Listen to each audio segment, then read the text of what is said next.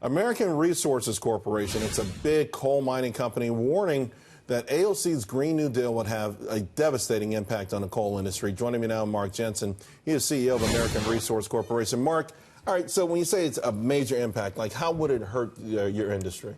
I mean, anything steel related. Everything we produce in the coal industry is the essential key components to the steel metallurgical industry. Coal. That's correct. We primarily focus on the metallurgical coal assets.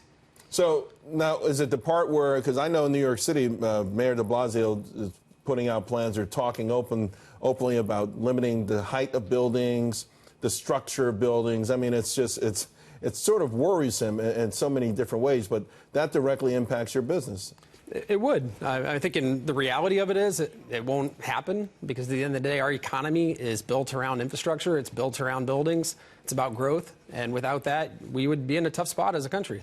But it is interesting though that it's even being floated out there, right? That the idea has gained this much momentum, this much steam, listen, I got to tell you, just this winter, every time I was out on the road and I'm sliding around and I'm in a Jeep and I see the big trucks, I'm glad we have fossil fuels. I'm glad we've got steel to move things around. I'm glad we have these industries homegrown, and we can't afford to lose them, can we?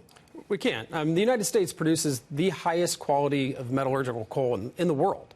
So not only in the United States, but all infrastructure growth worldwide comes from our products. And the steel that we produce is of the highest quality because of the coal. We're the essential key component, the building block that enables that to happen. And so without it, I mean, it's our safety as a country, it's our safety as citizens. But some people may conflate metallurgical with the thermal used for heating, where you have country after country really going after them. Is that a mistake? Are you okay if politicians want to find alternatives to thermal coal? I think at the end of the day, the most efficient process should win. And so, I mean, if you take out the subsidies and you take out the other components of it, I mean, as a world, we should always focus on efficiency and productivity. And I think the coal industry will survive under that. It'll thrive under that. I mean, nowadays, in the philosophy that American Resources brings to the table is we want to be the most productive and efficient company out there. And that's why we're growing. How are you feeling about President Trump removing the steel and aluminum tariffs on Canada and Mexico?